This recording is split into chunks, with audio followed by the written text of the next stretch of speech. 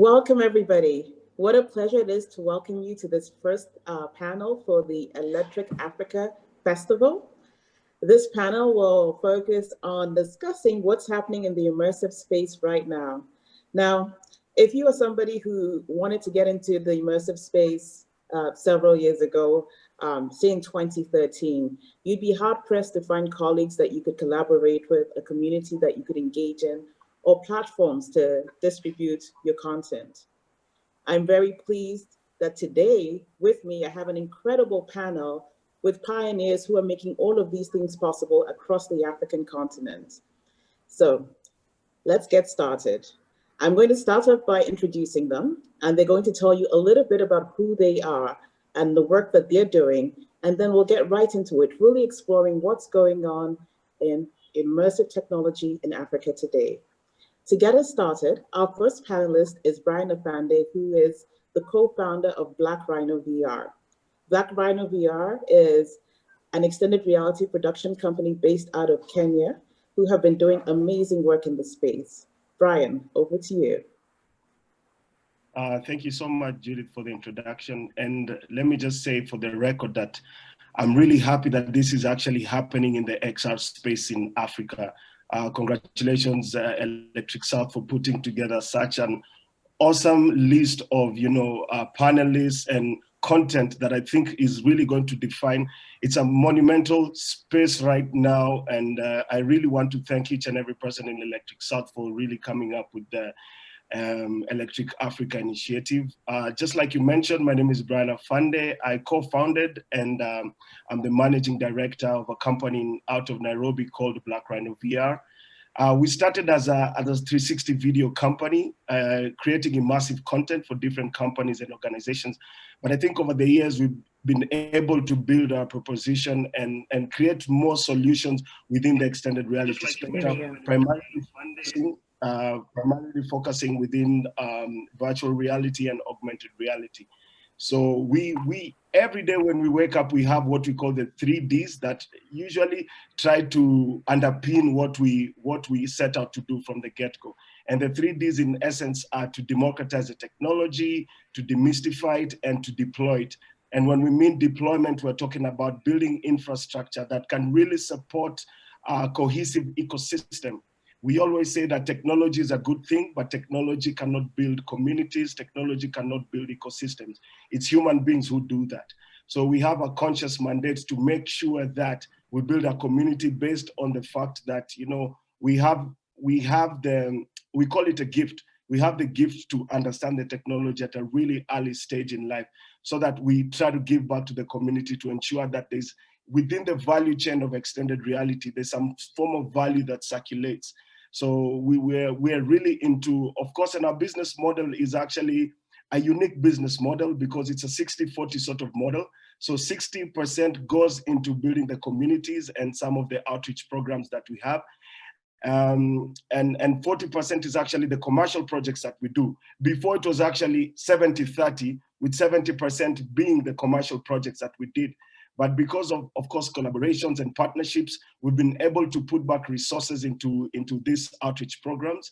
One of the programs that we have is called the Morant Story Lab, which is primarily geared towards investing and equipping women in 360 and 360 journalism. I had a chance to go to the States, and actually that's where I met Daliso for the first time. So I had a chance to go to the States, and when I was there and we were going through one of the biggest XR events in the world, it was the Oculus Connect.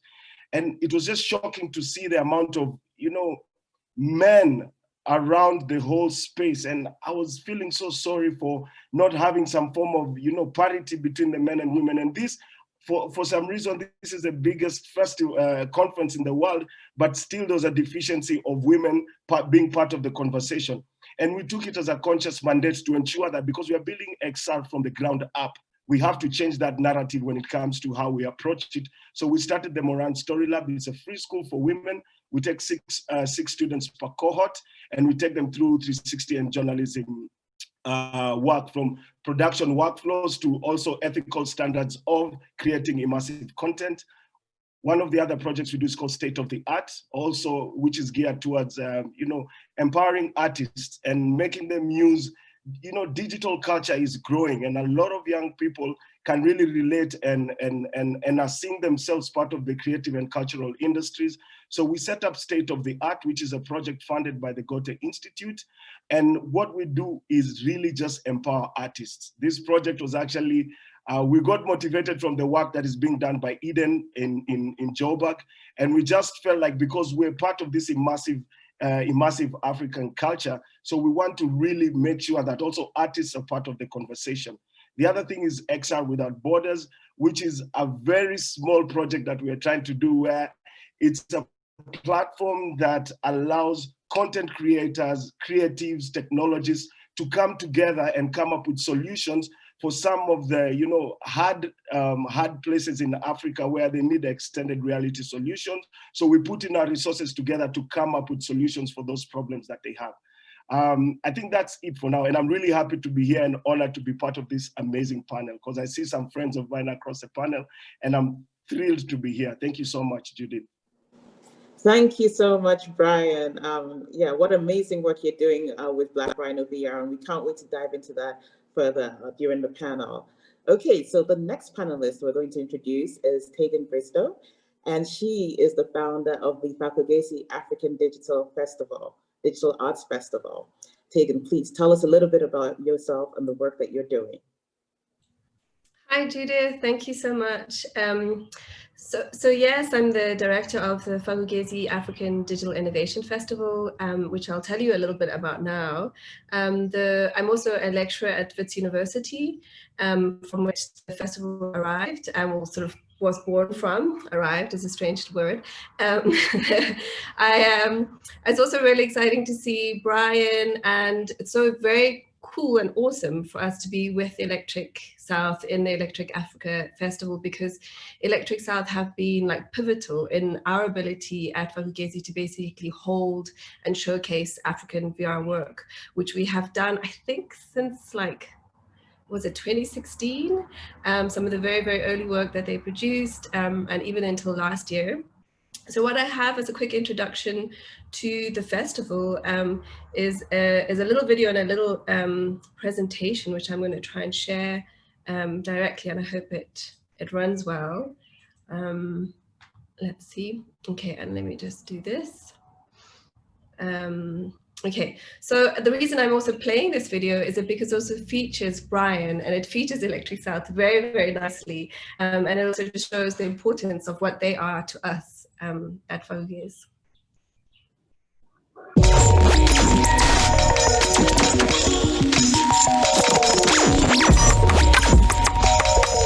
It's inevitable to be third world when your name has been extracted and its gravitas unearthed from your mind. With fragments. Sorry, that was me. I exited because I wasn't sure if you were hearing the sound. Can I do that again? Sorry. My fault there, because oh yes, that's all good. Right, awesome, thank you, sorry. There we go, and in our hands, attempted recreating beauties lost to the sleeping moon. Africa, you are the essence of innovation and origin of civilization.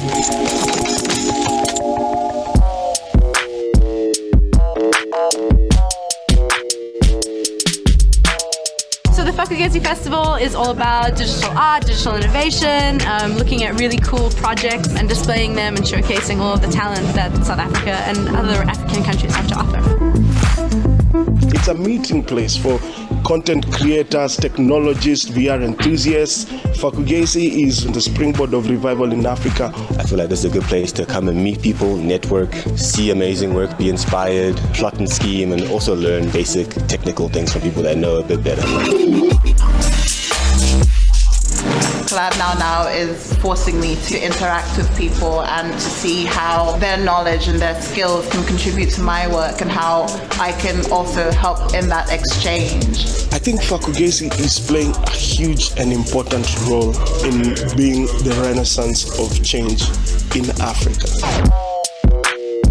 Africa. Set your own table before the world. Deck it with your own systems. Feast on your force to drape descendants with a power. Not all that is foreign is greater than your own. Hone your force. Own your ish.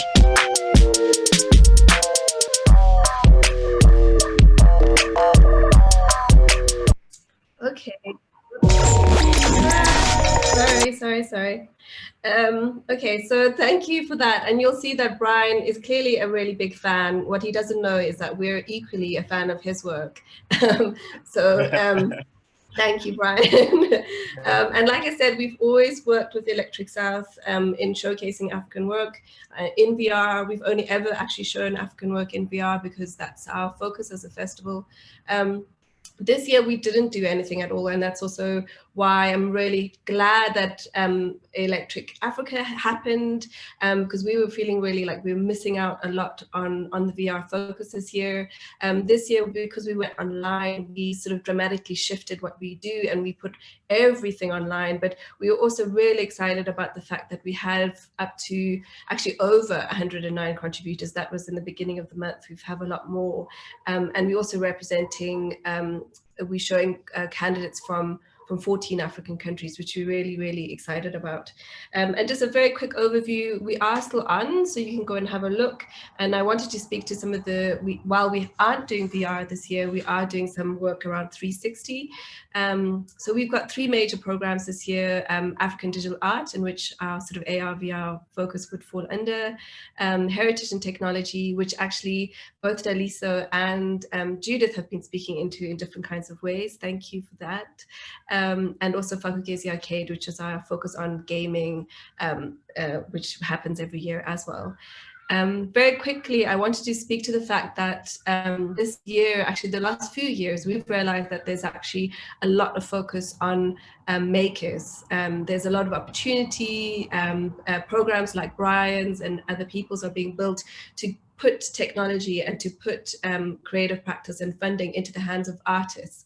But one of the things that we realized is missing is actually the curators, the organizers, young people in the space who are knowledgeable about VR, who are knowledgeable about digital art, who are knowledgeable about gaming, to actually bring together other practitioners and start creating exhibitions, start creating formats and projects in which other young people can start, not even young and old people can start contributing to. So this year we ran what we call a boot camp, curators boot camp, and it was the first experiment for us, and it was really exciting. And off the back of that boot camp, we were able to commission 5 new digital art projects, which you can see on the website, on the Fak'ugesi site. And 2 of them were actually pieces that were in 360, not necessarily VR, but 360 pieces. And I just wanted to show them here very quickly. So the first is a website that uses 360-degree photography, so panoramic photography, to basically create an environment in which this art collective, the PRE-EMPT group collective, were able to work with other artists and actually embed their artworks into these landscapes. For them, the 360 environment is really important, but they were also then referencing South African artists, so some of the older Black South African photographers who worked in a very particular way, and you can sort of see the kind of grainy film quality that they've brought into these environments. And in that, they've also then embedded the work of younger artists, animations, films, and we thought it was just a really beautiful way of showcasing work online. And we're very impressed and very happy with this outcome. The other one is by which I don't actually have footage of because you have to go and see it for yourself, is a brand new artist who's actually just doing extraordinarily well. And also, by the way, made the face filter that I'm wearing, which is the official Fak'ugesi face filter, which, you know, is my uniform for work at the moment. So he's an anonymous artist called Zofa Wallace, and he, with another artist, built this augmented reality gallery where he showcased the work of an artist called Von Mash. And in there, he's basically, it's augmented reality, so he's mostly building it within the Instagram format. And it uses both cameras. So the back-facing camera, you can see the exhibition and kind of walk around in it. And the front-facing camera is using face filters. So he has face filters that correspond with the exhibition. Really experimental, really quite beautiful. And he's doing extraordinarily well. So we're so happy that he was able to join the program. Following that, we've actually got, we started a series of experiments with other festivals this year in South Africa, which was quite exciting for us. So in the beginning of the year, we collaborated with a festival called PRE-EMPT, which is associated with the National Arts Festival in South Africa. And we started something called Virtual Blackout Experiments in the Future of Form. And from that, it was basically 5 experiments that brought theatre practitioners and digital artists together to sort of see what might happen. And we're very excited that so this is showing us part of the festival, but one of the pieces went on to get further funding and is a 360 film called My Many Mouths, and also again an experiment with set designers, performers, and VR artists. I'm not going to play that.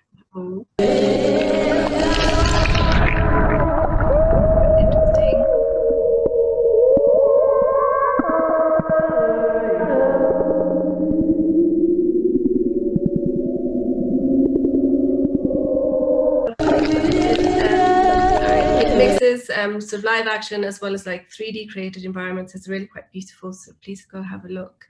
And then the other thing just to say, because I know Melissa, who's sat in the middle of this over here, is one of the winners of the last Electric South cohort, and we were really excited to actually host her as part of the Digital Lab Africa Bootcamp, which Fak'ugesi hosts annually. So this is like our little show off of what we're doing this year, but we did feel really sad that we didn't have a full VR exhibition as usual, and thank you very much. I'll leave it there. Thank you very much, Tegan. Okay, our next panelist is Nada Abdel Salam of Cairotronica in Egypt. Hi, I think the name is, hi. Hi, I'm Nada from Cairotronica, and I'm the managing director and one of the curators of the festival. And Cairotronica is Cairo Electronic Media and Art Festival. It's a Cairo-based platform for new media arts that support and enable practices that operating on the intersection of art, science, and technology in the context of society and other places. So the festival was established in 2016, and until now we had 2 festival editions, a postponed one that was supposed to take place in June 2020. And the festival is usually a variety of programs, from exhibitions to screening, live performances, workshops, artist talk, and other activities that change every edition. And it's like around a week in Cairo usually. And we have also been part of like other festivals, also Fak'ugesi, and we were planning a partnership for this edition with Electric South as well, that hopefully will happen in the upcoming 3rd edition. So we're aiming to support practices to inspire a narrative from the region that is more driven by experimental knowledge production and critical thinking about technology, art, and the science, and the mix and interdisciplinarity around them, to engage in reimagining possible scenario across discipline. So the festival operated for 2 years, which were full of learnings, developments, and sometimes failures, of course. So we have taken the approach to become more than just a festival after the 2nd edition, and they use the festival as a platform and not just a Benali festival, because it used to happen every 2 years. So from this point, we were rethinking our work at the beginning of this year to engage more in producing new projects and become more present within the community. So since November 2019, we have been leading a fellowship program called We Are Data in a partnership with Impact Center for Media Culture and other partners. So the theme came as a response to the rising responsibility placed on technology as a tool which facilitates inclusive development and solutions to many challenges. So the fellowship encouraged the dialogue on the complexities of technology and data from the perspective of 6 fellows of artists and practitioners. So the program is structured as a way in dialogue, collaboration, experimentation to learn and adapt to the local context in which the fellows are operating. So it was developed to focus on the transdisciplinary art, education, and culture production and create a program for the fellows to explore and produce around these areas in digital culture. So I'm not an expert as the other amazing panelists on VR and AR, but I would like to speak a bit about our approach for learning for the fellowship and other activities when we decided to take this step further from the festival, but also closer to it. So we are very interested in finding alternative ways for people to collaborate and creating collaboration in that sense and looking at the creative process in a different way as an ongoing process of development and experimentation, and not with the approach that a project is done on a specific time frame and being presented. As we're not working with any traditional mediums, it might be a bit problematic to take the ready-made approaches on how artists and creatives are working and producing narrative. So we were more interested to push a little further into the continuity and development of the project where we work to push the limit of what's possible and also looking for alternatives. So it's more like approach-based than just also beside like exhibiting works in the festival and showcasing a very international diverse selection of artists and technologists and also like very different disciplines from science to other places of like using digital media and narratives in general. So since emerging, we work a lot with emerging and smart technology, and it's a very fast industry. So we need to find new ways of working and adapting to engage in these discourses to present a well-constructed counter narrative that push more for openness and collaboration in a multidisciplinary way. And also we are very much interested in bringing the topics around science and technology to explore how to create a narrative that is not just for technical purposes and more into understanding these disciplines as they are intertwined in everyday life, and also encourage the public and collaborators to engage in these conversations. Because when we say science and technology, it always might take people a step back to engage because it's very technical for what they know, but they are engaging with it anyways every day, all the time, as we're doing now here also. So our third, as I said before, our third festival edition was supposed to take place this June, and it got postponed hopefully till April next year. But at the same time, we had the workshop already up and running before that. So we have been trying to find new ways on how can we operate, given the fact that we are a digital festival, but we work a lot on the offline and doing the festival inside Cairo, which is a big identity of it. So we were trying to find these ways instead of having the festival to also work together with our fellows. So instead of doing the usual format of doing it in the festival, we're trying a format that is coming out actually in very few days in November, that we're going to have an open studio, also given the restrictions of how many people can exist in one space. So over 3 weeks, we will continue with our fellows to find alternative ways to work. From one side in a physical space to work together, and from the other, it's an experiment for us on how to document this creative process, which we're very interested into, and not only the final outcomes of it, and find approaches of experimenting how what we have been doing over the fellowship can go online in a way of documenting this creative process and not only present it online. So we didn't want to change concepts to go online as they were not planned to. Instead, we were trying to push ourselves to find ways of presenting this work online, to also keep going and also test what are our abilities to go online with such content. So we're still in also a very transitional phase in Cairotronica as a festival and as a platform and different things that we're trying to do. And with the current situation, we're still looking for alternatives. And it's also amazing to learn from all the festivals that's happening now and in South Africa for Fak'ugesi or Electric South to also find ways of collaborating and doing this hopefully next year. So yeah, leave it here and we continue in the conversation. Thank you, Nada. We'll look forward to exploring more of that. And finally, our next panelist is Daliso Ngoma, who is the founder of African Technopreneurs and the co-founder of We Are VR Josie. Daliso? All right. Hi, everybody. Hoping that you can hear me. My name is Daliso Ngoma. I'm the managing director of a company called African Technopreneurs. Okay, so hopefully Daliso will be able to rejoin us soon with a better connection. I am Judith Okonkwo. I realize I haven't introduced myself in detail yet, and I run Immersive 3D, an extended reality creation lab based out of Lagos, Nigeria, that is focused on driving and developing the African ecosystem for the extended reality technologies.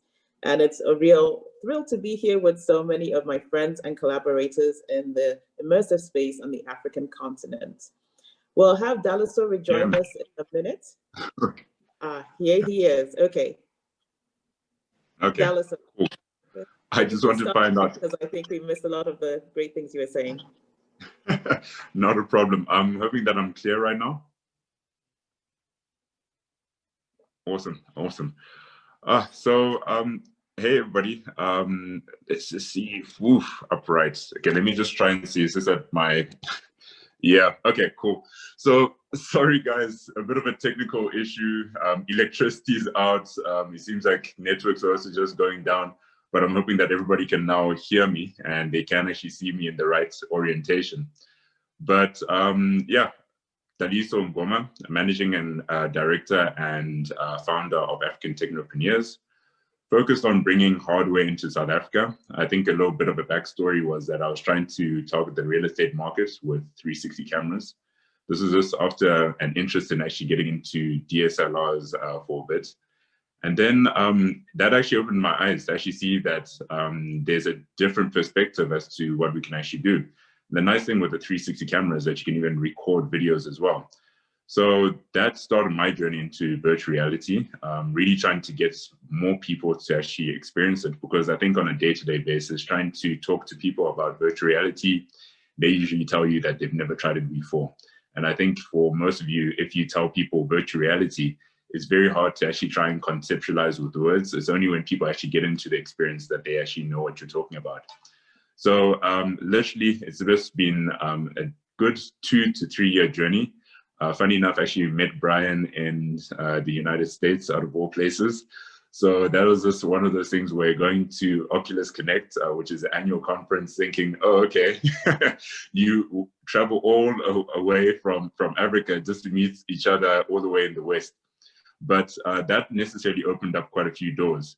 So being able to supply the hardware actually just opened up the fact that there is actually quite a need for community. And that's why, for instance, with the We Are VR community, that opened up my eyes in actually getting more people into the space. Funny enough, trying to even just connect the dots. So again, the whole journey of actually even trying to get hardware in. So I think for quite a few of you in the panel who are actually even based in Africa, I think Electric South was a perfect example. Last year, trying to get in Oculus Quest and Goes, it was crazy. They couldn't bring the things in, so they had to go through us. But that's what we're trying to do, which is just bridge the gap and trying to get more people to access the hardware. I think Brian had actually answered this in a talk that he gave earlier this year, which is on the fact of like the Google Cardboard, which is an affordable solution to actually get people into VR. It's a bit sad that they've actually just canned that project, but at least they have still open sourced it. But the reality is that that's what we're also just trying to get is more people using affordable devices and also using it across the spectrum as well. So I think for anybody who does know is that Oculus has released their new headset, being the Oculus Quest 2, but that also comes with its own controversy. So that's why we've necessarily tried to look at other partners such as Skyworth and even Pico So at least people can actually look at alternatives to still build on top of the technology that is actually available. So as much as we are a hardware distributor, we are into software development and even into the fact of even renting out the devices as well. And a bit of an ambitious goal is to even get into the manufacturing, such as what we've even been seeing with Eden Labs as well. So I think that'll just be a little bit of my backstory. I think what I'm just trying to do is just get the hardware into as many people's hands as possible, and also trying to connect with so many wonderful people within the space and getting them to also know about whatever's actually there. Because I think it's always a disappointment when they're Kickstarters. I think I'm generally the first one to try and put my cash down. So at least the guys here in South Africa and then the rest of Africa can actually try this stuff first, rather than actually being like the ones who are lost to the game of things. But yeah, that's pretty much just it on my side. And I'm hoping that you guys enjoyed what I had to share. Thank you very much, Daliso. Yes, indeed. So as you can see, everyone, we have on this panel, everyone from the people who will supply the hardware for you to the people who will support your communities and help them to grow if you want to get involved in the immersive space, through to people providing platforms in which you can engage with others who are in the immersive space or showcase your work, and even going as far as supporting those who are the backbone or the foundation of the communities that are built around immersive technology. And one thing that has come up in the discussions in a little way is the fact that right now we're in the middle of a pandemic, and that has fundamentally changed the way we would traditionally have done a lot of the events that we're talking about today, from the Fak'ugesi Digital Innovation Festival through to Cairotronica, which we know will now happen next year, and many other events that we run together as a community on the continent. It has brought us closer together. I mean, that's one of the reasons why we're all here together collaborating for this Electric Arts Festival. But I wanted to dive in a little bit more into some of the, I suppose, effects of the pandemic on the immersive art space and the immersive technology space in general. And I know, Brian, you were talking earlier about how it's a lot busier now. So why don't I start with you? Could you tell us a little bit more about how things are now in contrast to what they were before the pandemic, and a little bit of what you see changing? Yeah, thank you so much, Judith. I think, you know, when COVID hit, and, you know, there was some form of anarchy because a lot of people were really trying to understand what's happening in the world. And one of the biggest casualties was, of course, tourism and traveling. A lot of people could not travel. Also, just within your home context, you could not also live because of social distancing and quarantine. And I personally felt like, you know, XR, especially virtual reality, played a pivotal role in trying to bridge that distance, especially from the sort of, you know, information that we're getting from different clients and organizations, asking us to come up with solutions that can be able to transport people literally from one space to another space. For instance, one of the things we were doing was with the Kenya Tourism Board, whereby we had a live 360 link that people could actually watch the Great Wildebeest Migration from the comfort of their seats. But then also we realized that there's something that is called technology anxiety. A lot of people also don't trust the technology. And for us, it really got us into thinking, how do we start building trust on the technology, especially from things that people trust, like mobile phones. So we sat down with some of these organizations in terms of just creating a conducive environment where the public and the private sector can sit down and try to see how best we can start applying these technologies. Let me give you a very good example of also one of the projects we are working with, which is the Henley Business School in Johannesburg. So the Henley Business School, they have a program called the African Immersion Program, whereby they used to have different delegates going around the world, different delegates going in Africa in different economies, just to see how and meet key industry stakeholders in those economies. But then because of tourism and travel, they couldn't travel. So we came up with a whole program, they actually contracted us to come up with a program that would allow these people to feel like they are walking inside Gikomba, one of the biggest informal markets in Nairobi, And right now, as we speak, the current cohort in the Henley Business School are actually going to get Oculus Quest 2s, and they're going to have virtual meetings and optimize on social VR platforms and feel like they're meeting other industry stakeholders thousands of miles away. This is just a classic example of organizations that are very agile, organizations that are very dynamic, and some of them are also trying to also come up with creative ways on how they can adopt the technology. So we actually have sessions with these people and sit down with different organizations just to see, okay, guys, this is what we can do with the technology. And to be honest with you, one of the things that motivates us is not even about money. We really need to build a community. So the sooner that these people know that the technology can work for them, the sooner it is that they adopt it.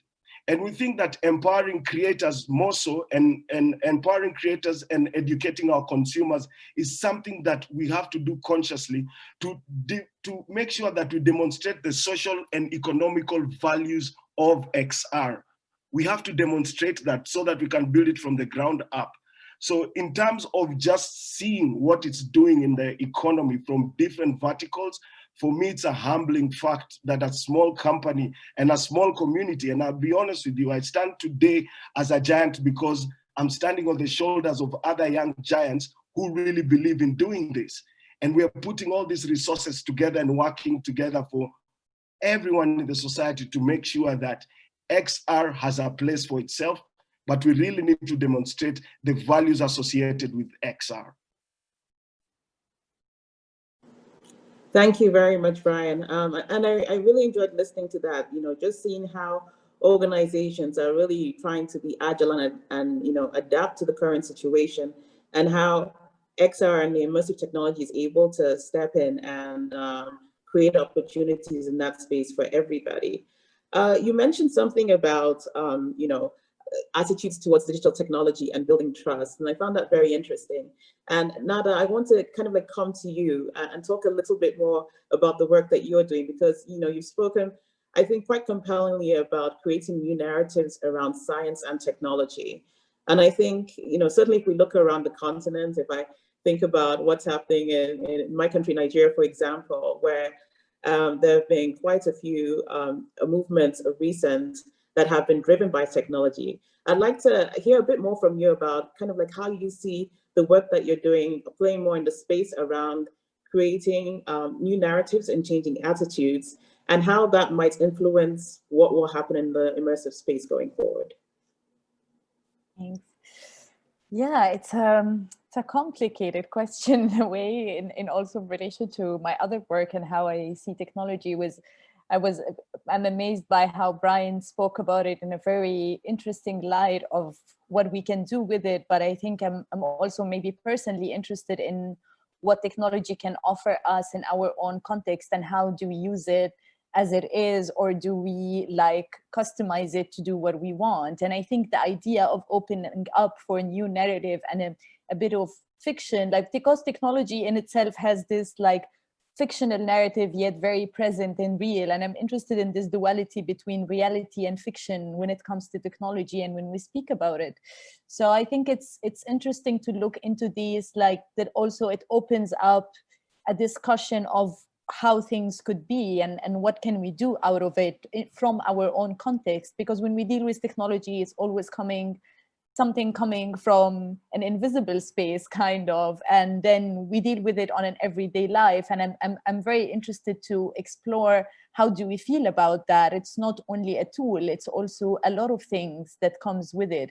And how can we play around these technologies to make it into our own best, and also to avoid what damages it can get into a digitally divided society, or people who are aiming for techno-solutionism, which is a term used that every problem is being presented with a technical solution, which is not always the case for some problems. So I'm really interested in this, how can we, not that we abandon technology altogether, it's something impossible to happen, and we have to embrace its presence in so many ways, either with the pandemic before or after, but also in a way to try to critically reflect and respond to find new ways that are more inclusive into using this technology, that also put in account the tech privilege in itself, and using technology as a privilege, and acknowledge that. And I think when we reach this point, we'll be very open about how we speak about technology and what it can offer, and what the shortcomings of it in different places, in the continent or in other places, because it's very much coming, it's invisible yet existing. And I'm very much interested in these kind of conversation, because I think this, despite the technical aspect of it, this will put us in a lot of interesting narrative of how to operate in that immersive space that is with around technology altogether. So thank you very much, Nada. You know, as you were discussing your views, you mentioned that, you know, technology and this access is a privilege. Tegan, I want to come to you to talk a little bit more about that. Thinking about the work that you do with Fak'ugesi, where, you know, you've created a platform for both digital arts and innovation. And right now you talked a little bit about how you're investing in the enablers, the curators, the producers. Can you talk a little bit about the role that you see in these actors that you're empowering, the role that you see that they will have in really creating, I suppose, a uniquely African narrative for us with technology? Thanks, Judith. I think, yeah, it's an interesting thing. I mean, I think because the industries, the sectors that we work in, between XR and gaming and digital art, are actually really, really small. I mean, even if you think about animation, which has been going for quite a long time, the industry themselves are just beginning to find their feet. In that, the kinds of work that needs to be done around policy development, how government support, you know, work. I mean, I see Brian working between countries as well, which is quite interesting. What Daliso speaks about, just the ability to even access the hardware, you know, and the difficulties around that, and the kind of loops that he's had to jump through to get there. And I think, you know, there's a lot of questions around what that access actually does for people, and how it actually also hinders them in a lot of different ways. And for me, and the experience that I've had with Fak'ugesi is that it's so dynamic, because you'll have these enormous walls in the way of people just being able to access the technology very, very basically.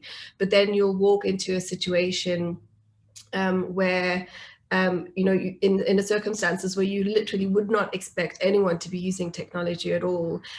So for instance, last year we worked with a group out of Soweto who basically started like a gaming club, like in their mom's garage in Soweto. And they had a huge community of gamers that had never actually played an African game before. And the minute we started working with them and curating African games into their spaces, it changed their lives, because they didn't even know that they themselves could make games. And as soon as they did, they were making games like crazy. So it's also this interesting balance between the innovation, the ability, and the creativity is so burgeoning, like it's just popping out of every possible space. And then the balance between that of actually being able to access the technology, access the computers, is a strange one, because you find innovation happening in ways that you wouldn't expect. And then you find sort of barriers in place that aren't like other barriers that other people are finding in other locations. And I think, you know, to only focus on the question of access is quite hard, because there's so much more going on. You can't just think through the problem through the perspective of access. You really have to think through all different kinds of ways of thinking. And I think one of the things that Nada was talking about is like the kind of criticality that exists in communities, and how that criticality allows for an innovation and a new kind of making that we wouldn't really see before. So for instance, this year with the PRE-EMPT group collective, this is the second second time that they've made work in that panoramic view, but they're also picking up on really amazing historical locations that nobody knows about. So they, for instance, we're using the Cradle Mitro village, they're using this other location in Soweto that are basically around where they walk and how they engage on a daily basis, but the rest of us have never seen that before. So it's quite interesting to bring those worlds together in interesting ways. And I don't know if I'm being coherent, but I think that question of balance is not so much of a black and white balance. It's a lot grayer, and there's a lot of opportunity in that. Yeah. Thank you for that, Tegan. And yes, you know, lots and lots to take away from that in terms of, first of all, how we get to give people the first touch and feel of the technologies, but then subsequently what goes on to happen and what they're able to influence and inspire. Daliso, I wanted to come to you and talk a little bit about the work that you're doing. And I wanted to start off looking at the work with the community, We Are VR. We've heard a little bit about ways in which, you know, we're engaging with the technologies in different spaces. And I know that there's been quite a lot of activity in South Africa. So I wanted to hear a little bit from you about how the community has started and grown in the first instance.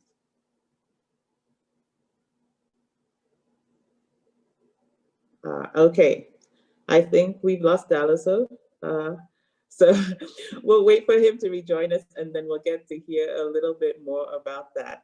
I wanted to then go on and start to explore a little bit more of some of the topics that we have touched on. Now, one thing that really struck me when Brian was doing his introduction was talking about trying to get more women involved in the immersive space, and he talked about his experience at Oculus Connect and that it was, you know, male-dominated to a large extent. We've talked a little bit about kind of like access not being the only issue, but Brian, could you start talking a little bit more about what you're seeing with the work that you're doing with the Story Lab and getting more women engaged, and if there are any kind of like related takeaways for creating access for underserved communities? Excuse me. Judith, I think what we've realized is a lot of women in Africa just need confidence. We just need to instill confidence in what they know and reinforce the fact that they can do it. You know, when you look at the learning curve of 360 and VR, it's not the smallest learning curve. It's actually really steep. But what we've come to realize is, like, they're catching up on the workflows and the pipelines. They're really understanding the technology. And for them, they also have their own communities. Just by virtue of them being women, they have their own communities in Africa, and they're talking about it in their different places. They would come in class. So we created a blended learning environment, and we'd have our online sessions. But then of the online sessions, we have something called Each One Reach One. And they're not just reaching one, they're reaching like 5 or 10, and they're spreading the gospel. And there's a fact that they believe that there's someone who's created a conducive environment to supplement and make it grow. So it's just amazing. For me, to be honest with you, it's not about access. It's not about trying to get the equipment down. I'm just humbled by the fact that there's a lot of women who have so much belief in what they're doing in immersive technology, and wait and see what they're going to produce out there. They're hitting the market with solutions. They're hitting the market with confidence. And you can't break those barriers like this. They're so strong. And to be honest with you, and that's why I think some form of public-private partnership is very important. We couldn't have done this without Oculus. We couldn't have done this without the Ford Foundation. Have done this without the Human Needs Project that came together and said, guys, we'll offer you A, B, and C. Yes, of course, as Black Rhino, we say 70% of what we are trying to create in terms of resources goes back into the community and building that. But then we couldn't have done it without those people. So it's very important, even when you look at the whole value chain. To be honest with you, a lot of women are playing part. And it's not just about editing. It's about the creative process. It's about the script writers, about the directors. It's about the graphic designers, understanding how to create 360, graphical content. It's throughout the whole spectrum that we're seeing women rise up. And like you said, Judith, it's very important for us to change that narrative from the ground up, so that by the time the industry comes into either what we call mass adoption, but then, like what Daliso was mentioning before, I think, to be honest with you, we are playing, as much as we have a lot of stuff working for us in Africa in terms of building the ecosystem, I feel that we're also playing second fiddle to the States, because Oculus are the ones, to the States and Europe, because you'll see Oculus are the ones coming with a platform and dictating how we're going to distribute immersive content, or HTC Vive. And Judith, I remember you've mentioned this before severally, and you've said the VR headset for Africa hasn't been built yet. The platforms haven't been built yet, and we're the ones who are supposed to do it so that we can be able to democratize it. Because if you think about having a VR headset for 299 bucks, Kenyans or how many Africans can be able to afford that? But we trust the mobile phone. Why don't we bring all that content, consolidate it on a mobile phone to create a different user experience, but at the same time start also mapping out the sort of indexing activity that's happening from all these people who are sharing knowledge on a mobile phone. So I just feel like there's a lot of work to be done, and women are playing a huge part in that, and I'm humbled to be part of that process.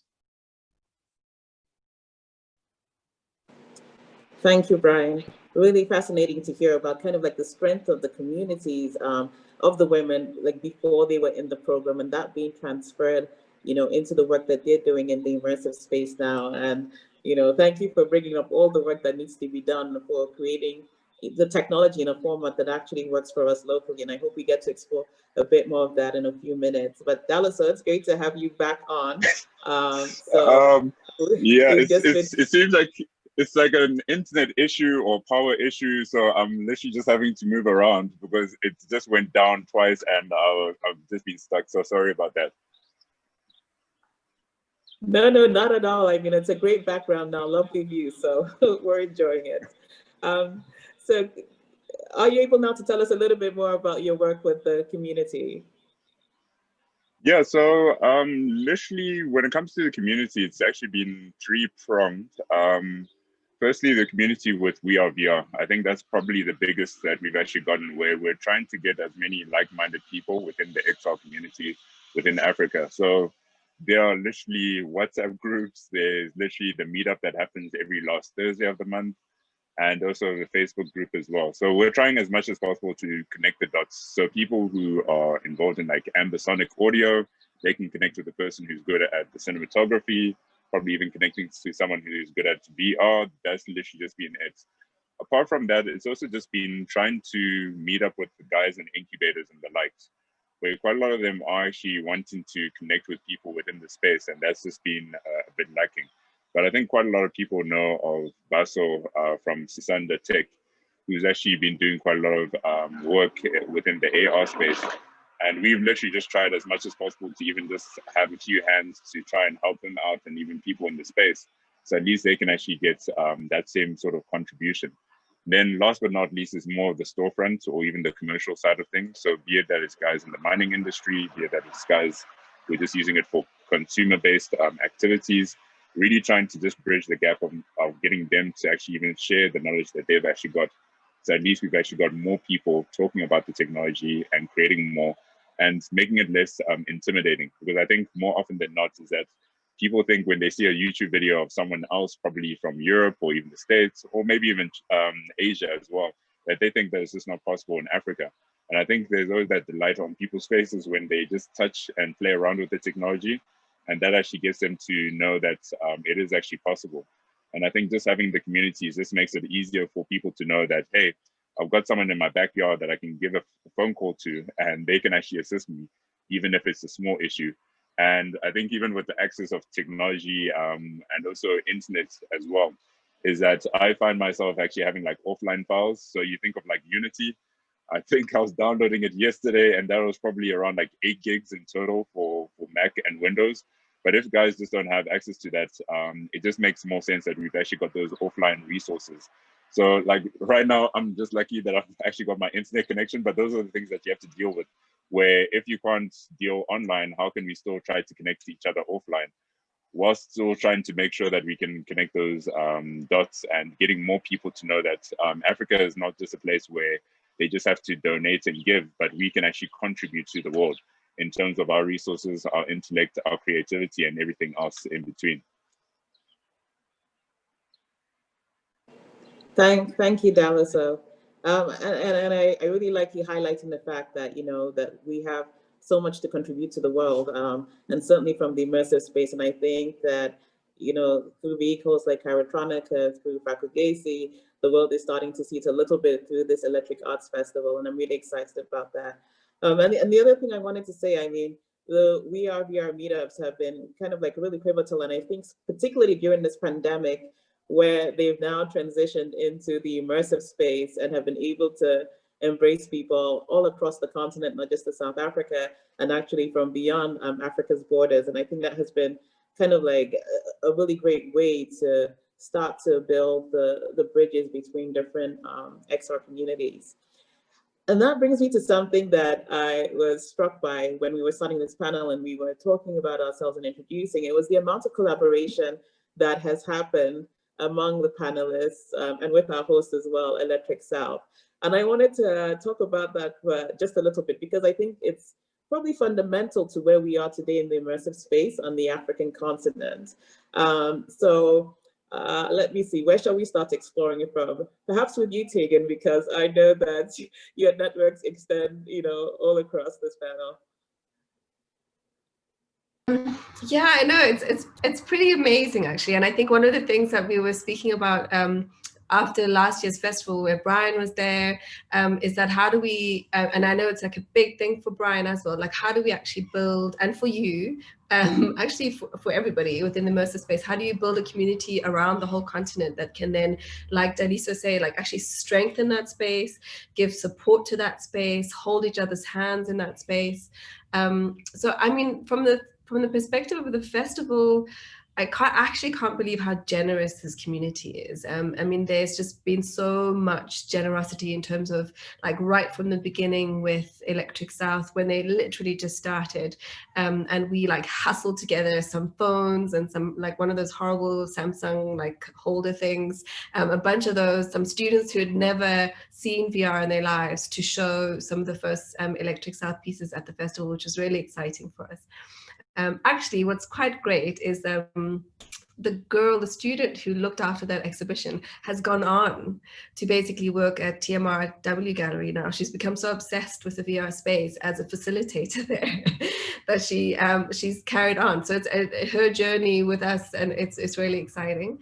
Nada, Hytham and I are, we actually started Fak'ugesi kind of together. I haven't worked with Nada directly, but I mean, so there's a secret here, but Hytham, who's the other part of Cairotronica, and I studied our PhDs together.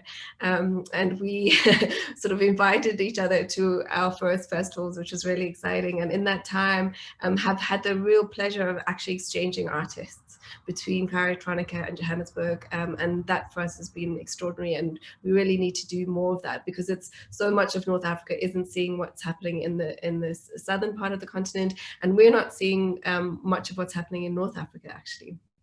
I'm just kind of going through the list here. Brian attended last year, but mostly because We Are VR begged me. They were like, we have to have Brian. We have to have Brian, please bring him. So we flew Brian out, and he was like the superhero. It's Brian, he's here. And he was extraordinary, mostly because he was so fascinated by the space, so incredibly generous about meeting with people and connecting with people. And they hosted their co-hosted one of their live meetups with us last year, which for us was really exciting because we were bringing in a community of immersive reality people that we hadn't seen before. And they were really excited because they were getting a huge community of people from the kind of edgy digital art space and gaming space who they hadn't met before. Also because our locations were kind of like halfway downtown. And Brian also doesn't tell anyone that we had to like basically carry him from the hotel because there were all these xenophobic attacks happening. It was a bit nuts last year, but we were safe online now. But you know, it's been such an extraordinarily generous space, and even this year, I mean, I was sad because I forgot to go pick up my VR headset, and I couldn't actually attend the virtual encounter at this year's VR meetup that we co-hosted with We Are VR Jersey. But you know, the opportunity that held for us was really exciting, and I'd love to spend some more time figuring out how, as a festival, we can help facilitate more accessibility. So we actually have a few spare headsets. You know, why aren't we inviting people to come and spend time at Smologong just to join that for those hours if they don't have their own? And in terms of like the internationalization, especially sort of the Pan-African notion of being online has been really extraordinary for us. You know, like I said, we have contributors from 14 countries on the continent. We've had people calling in the most like very odd but interesting ways. It's like students in Lagos calling up makers here. The ability to be online and connect across the continent has been really, really amazing for us. And also we've been able to reach a much bigger international audience. I mean, often people they're like, oh, that interesting kind of nice festival happening in South Africa, but we would never get there. And now they're there, and I'm like, you don't have an excuse. You have to log on. You have to listen to what people are saying. So it's been really nice for us, actually, from that perspective. And yes, the warmth of the VR community in Africa is extraordinary. Yeah.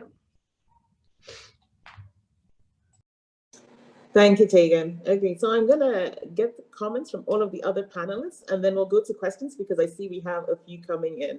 So Nada, some comments from you?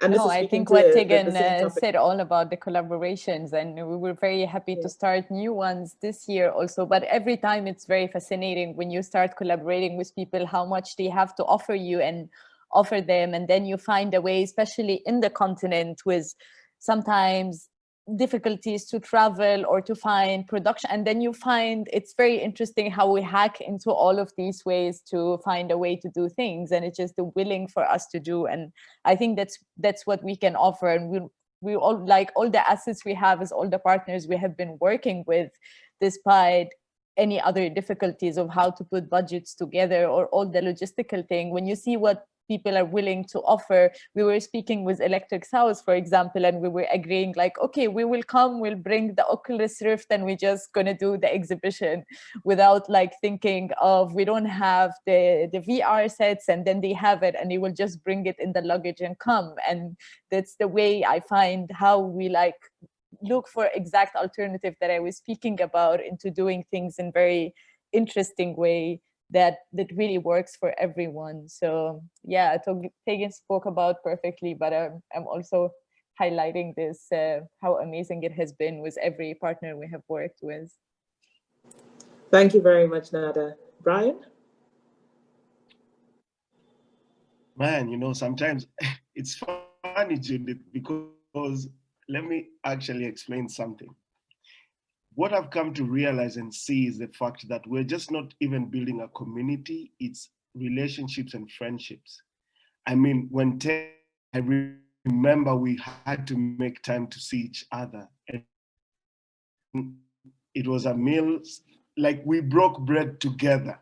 Like when I'm in South Africa, the first person to hit up is either Daliso, Eden, the Eden crew, Rico, Gareth. You know, I have my people in South Africa, and I know when I'm in Cape Town, I have to give Ingrid a shout, the Electric South crew. It's a family, and there's no competition. Just to make you understand what's happening in the XR space in 2020, I was just trying to write the list down. And please, Judith, let me know if I forget something, right? So in 2020, Eden released the Eden Snacker, a world game-changing VR headset from Africa to the rest of the world. That happened in our soil, right? Number two, the AR VR hackathon, Judith, happening in 10 African countries simultaneously. That's amazing, and thank you for that initiative, Judith. Check this out. Within right now, the World Economic Forum of augmented and virtual reality. We have 3 Africans seated on the board. There's Ingrid, Judith, and myself. 3 Africans sitting on that board. The kind of work that is going to be churned out of there is amazing. The 4th thing, Electric Africa, Africa's first VR festival. Guys, there's so much that we're doing together, and it's not even funny.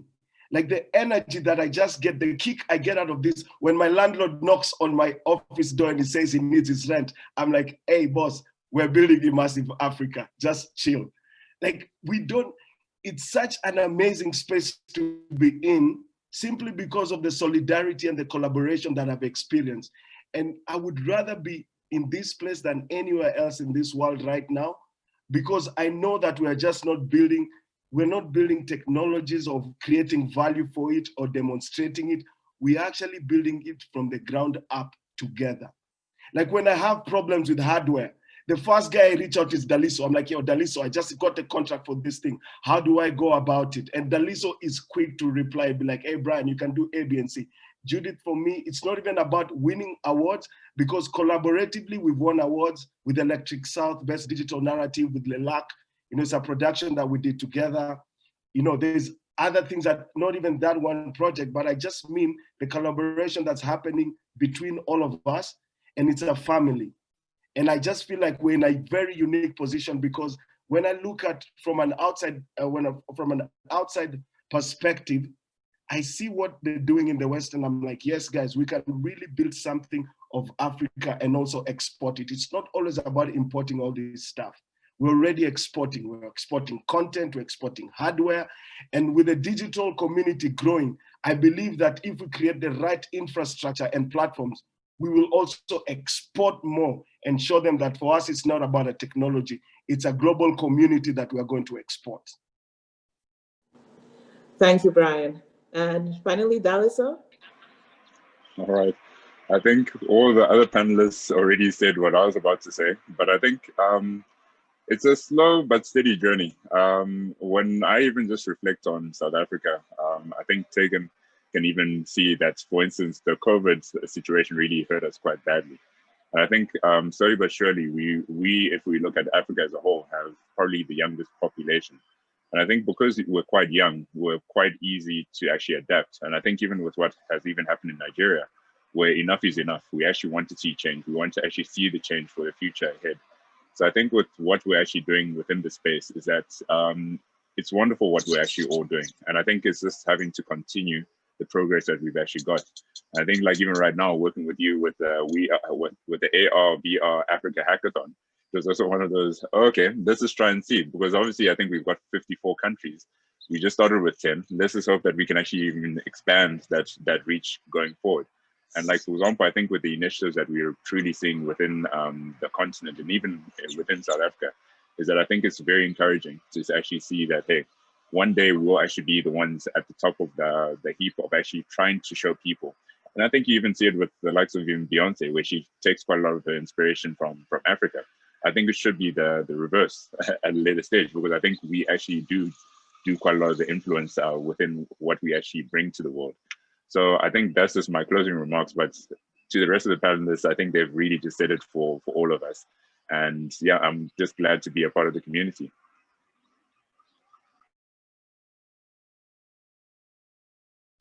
Thank you, Daliso. Okay, so we've got quite a few great questions coming in. And actually, Daliso, the first one is for you. So someone asks, you mentioned that you are looking to partner with alternative headset providers due to the upgrade to the Oculus Quest. Where do you see immersive content heading in Africa if technology is constantly upgrading? How do we keep up with constant upgrades? So I think it's just recently happened with the constant upgrades. If we look at like the Oculus Rift, the CV1 that quite a lot of us had been using, or even the HTC Vive, that came out in 2016. So it hadn't necessarily kept itself around for quite some time. Even the Google Cardboard had been around for quite some time. So I think if we're looking at the technology, it's like with the iPhone. the things are so fast that you can necessarily keep them for like 5+ years, and it shouldn't necessarily put you at a disadvantage. I think for anybody who had actually even been following the events of the new phones these years, or actually this year, has been that it's very incremental with the changes that we're actually seeing. So I think we do have the ability to actually just jump into the space. Even with technology, the one line that I know Marcus Brownlee, for anybody who knows MKBHD, would use a term of good phones are becoming cheap and cheap phones are becoming good. So I think if we're looking at the pace of how things are going, soon enough, we should be able to get a phone for like, let's just say $100 for like, for instance, 1,700 Rand. And that would be as good as today's phone. And that necessarily goes for $1,000, which would be around 17,000 Rand. So I think, sorry, but surely it's just a case of, at least on my side, I try as much as possible to see as to where we can actually try and even increase people's pay grades as well. Because I think it's not so much that we should actually be bringing ourselves down to a lower price point, but how can we necessarily get people earning more in order for them to actually touch the same sort of facilities that you see around the world as well. Was, again, I think the one thing I'm always just surprised by, I think it has been changing, but it always surprised me when I was traveling out as a South African that most people would think a South African would be white. Not to say that there's anything wrong with that, but it's just a bit surprising where obviously there is this the perception that actually comes about. And I think once more people are actually earning, that's when you will actually be able to see that, hey, it really doesn't matter that you are white, black, Indian, Chinese, or whatever, is that you are a South African or even an African in that same sort of spirit. And that's just something that I think when we're looking at the hardware question is that, yeah, it's just a matter of time. We really just have to work with each other and hopefully with the support of government, because I think just watching the other day, the founder of Samsung, he had quite a lot of support from the government in order to actually build a great company that has actually been able to supply quite a lot of the world with its electronics and goods. And apart from that is that I think if we are able to collaborate, private and public, we should be able to push ourselves to a great extent, because I think South Africa-wise, we do have Durban, which is known for its manufacturing. They are manufacturing phones there. So presumably so, we should be able to see the same thing happening even with virtual reality headsets soon enough. Thank you, Daliso. Okay, the next question is for Tegan. And the question is about perceptions of VR. So VR technology suffers from unserious perceptions, with the majority population still perceiving it as gimmicky or inaccessible due to real-world application or practicality. Besides lowering the prices of headsets, what must be done to combat this perception? And this is a question from Sam Spiller. Okay. Yeah, I think that also again looks at application. And we know obviously specifically within the environmental space and the education space that VR has literally transformed how people are able to experience narratives, about to experience other people's narratives. And I think that's where the power of VR is, where you can literally put someone in a very, very difficult situation, like a war zone, or in like deep inside of a forest that you wouldn't be able to access normally, and see a level of detail and questioning and criticality about that space that you wouldn't be able to do before. And I feel that many of the films that Electric South is developing actually looks at some of the more critical questions of the continent and the value of VR and being able to bring those questions to the forefront. But I also think that people underplay how much young audiences are very, very fascinated by that space. And I think the notion that just because not everybody has a headset in their home doesn't necessarily mean that there's no interest in that. From what I've seen is that the 360 environment is incredibly attractive and incredibly detailed for younger audiences, that they're preferring it over other kinds of sort of two-dimensional screens. And I think that's not really understood well enough on the continent yet. I don't think it's understood how many young people are using their phones even to access 360 content. There's a lot of interest there. So it might be about kind of bringing that to the forefront, like actually showing the audiences, showing the people who get value from it. as well as, yeah, like you say, bringing the hardware to make it more accessible. Thank you. And actually, as you were talking about kind of like young people and their engagement with immersive technology, I was struck by a memory of taking VR into schools here in Nigeria, and how quickly the students, and these are students in the secondary school, how quickly they are to not just want to use the tech and, you know, totally disrupt the way they engage with their lessons, but then how curious they were about also creating content right away. And those were some of the first questions they were asking. How do we start to make this? How do we start to have this for ourselves? So I think there's a lot of potential with, you know, the younger generation propelling us to a future where there's a lot more acceptability. Next question is for Brian. Could you tell us a bit more about Greatness, the production process, and what impact could 360 films such as it have for traditional film and documentary storytelling? And for those who don't know, Greatness, Black Rhino VR's production is having its African premiere at this Electric Africa Festival. So please catch it before the festival ends. But Brian, over to you. Thank you so much for the question. First thing, Greatness was a project that was funded by Oculus. And the idea behind it is we were part of the VR for Good cohort that was actually paired with a nonprofit organization in Cape Town called Skate for Great, for us to create a narrative, a 360 film out of the experiences that they have with dealing with teenagers. So first things first, Greatness, I love the end product, but when I backward engineer the whole process, first let's start with being a logistical nightmare because we had to get equipment from the States into South Africa, and we are Kenyans going to shoot there.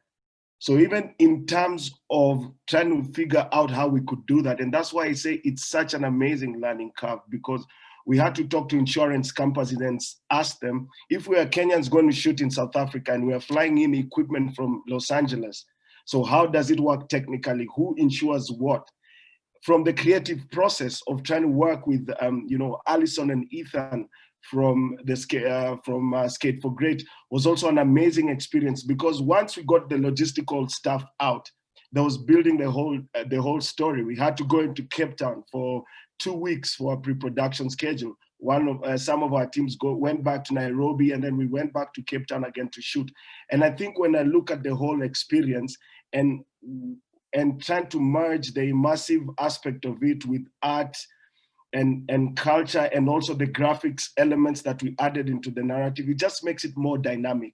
I mean, the story is really, when you watch the story, you feel like you're just not watching it through Ethan's lens, who is the protagonist of the story.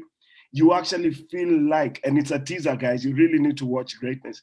You feel like Ethan is doing more than just skating.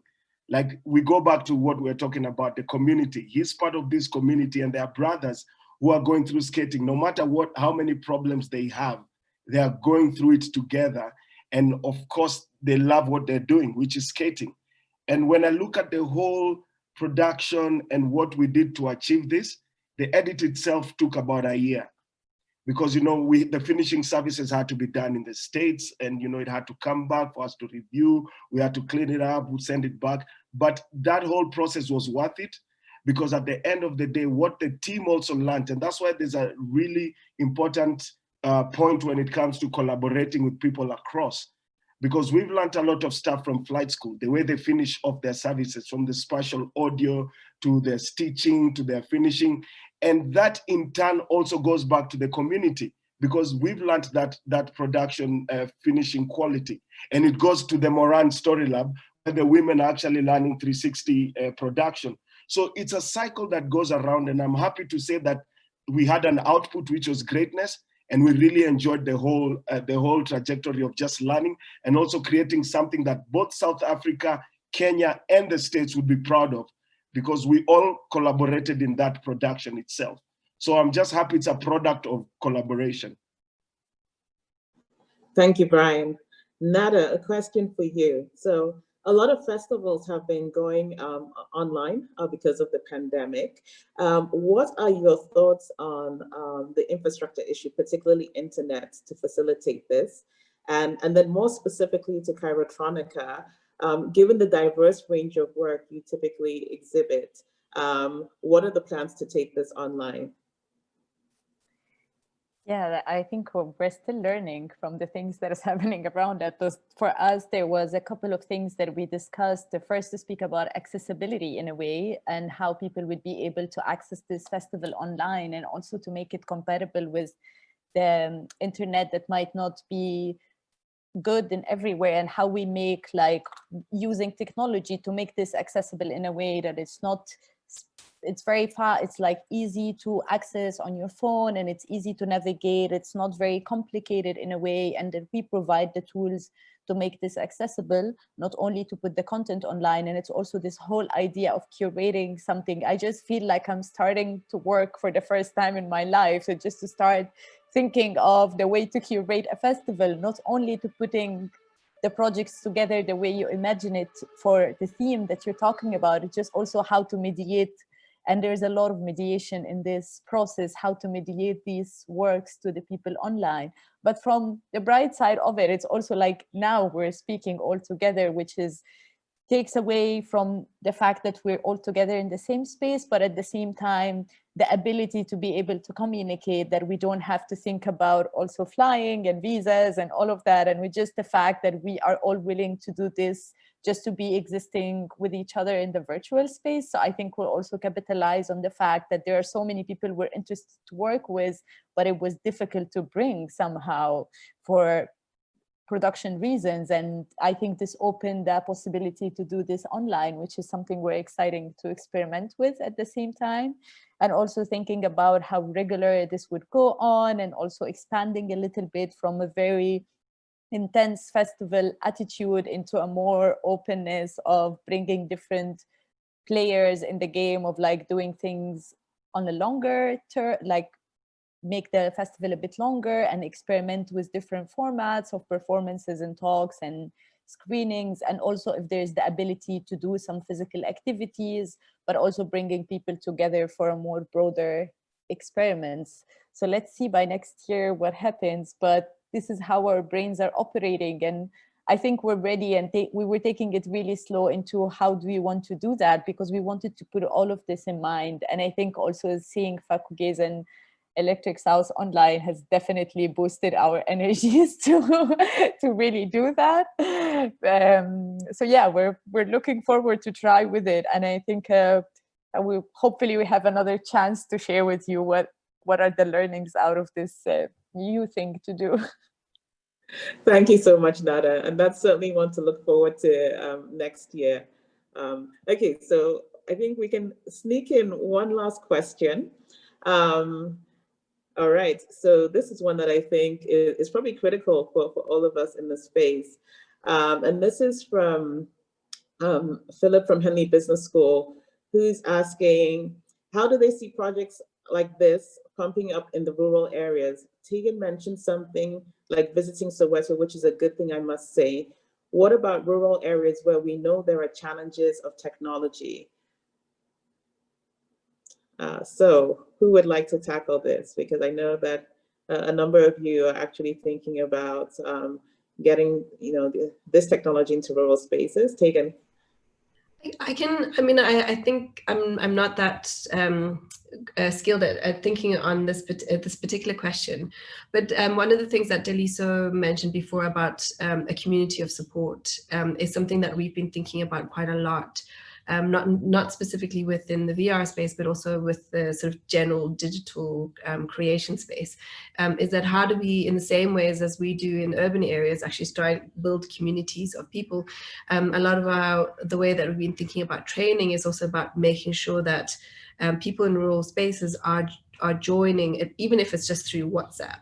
a community of people who are working in those spaces. And it's exactly the same. And the digital space, whether it's just like through your mobile phone on WhatsApp, allows for that.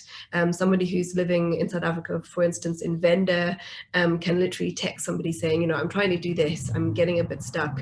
What are my options? And it's exactly the same. I think it's about the community from my perspective anyway. Thank you very much, Tegan. And thank you all panelists. I mean, I could personally go on with this conversation all evening. We are just about to wrap up. And to do that, if you could, in one sentence, can you tell us what your hopes are for the immersive space in Africa right now to round up? So Brian, I'll come back to you to start again. Thank you so much, Judith. I think we have a great opportunity as Africans to really reinvent cinematic practices and use VR as a transformative tool in African storytelling. I feel that it's very important for us to empower the creators and educate the consumers. I think it's very important for us to see how best, sorry, Judith, it's not one word. It's just a parting shot. I think it's very important for us to make sure that we talk to also governments. When Tegan was answering her question also about how do you make sure that rural areas in a way get in touch with the technology. The biggest machinery you have in a country is government machinery. Their resources are super democratized. They have extensive networks. It's for us to convince them the commercial value of VR. As long as they don't see that there's a commercial value, they will not support it. So it's really for us to come in a, come hard and try to work with the public that, we really democratize this. And thank you for this opportunity. Thank you, Brian. Okay, Daliso, your hopes for the immersive space now. My hopes is that we can just build more, sell more, earn more, learn more, and grow more. So I think that's just my hope, is that we can just do more, and it can be that, hey, simple things like the electricity issue that I'm actually facing, hopefully that actually just becomes a thing of the past, because I think that's the one thing that is holding us back. Similar to Brian, that I'm actually overshooting.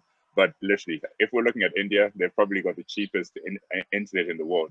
If we can also just try and do the same thing here, where it can be as accessible as water, it makes it so much easier for us to actually get there. So I think if we can just build more on the foundations as well, we should actually be able to build more and succeed more. So thank you. Thank you. Nada? Right. Okay. I don't know, I have so many. I think if we just do what we're doing now, it's just like, I very much believe in collective practices and collective way of thinking. And I think like we had like completely different views, and every one of them resonated differently for the other. So I think we really need to intensify more how to collect our practices together in a way, building communities in our own local context, and also building communities together. We have a lot of resemblance and a lot of differences that can definitely comes, and I'm very interested to keep exploring how we can work together in collaboration and collectives and build things around different places. And I think something, if we speak about the content specific, the continent specifically, is like hacking technology into the way we want it to be, not the way it's been told of us to use it.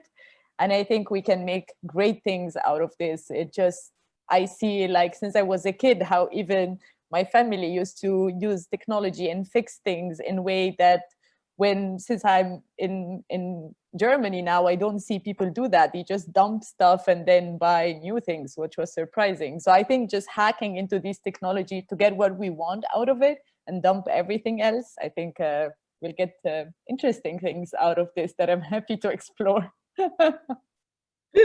Thank you, Nana. Fantastic. And finally, Tegan. Okay, thanks. I think, yeah, I agree. I think the question of collaboration on the continent is really important for us, and not just from a content creation perspective, so sort of showing the world our incredibly personal spaces which VR can do, but also in terms of collaborating around policy, understanding how we work with our governments, sort of how do we South Africans work with the governments, how is that different from how Kenyans work with the governments or Nigerians, and what can we learn from that, and how do we then also encourage policy development that looks at a more kind of Pan-African format that then strengthens us for an international view. That's what I'd like to see. Thanks, Judith. Thank you. That was perfect. And actually, that's a great note for us to end in my opinion, because I really, really believe that, you know, we're overdue for an African strategy for immersive technology. So I hope that that's something that we can start to push forward so that, you know, across the region, we can have a more intentional approach to how we grow this space. My fantastic panelists, I cannot thank you enough for all you shared. We do have a few more questions, so please, if you would, in the chat, either share your contact details or answer, that would be fantastic.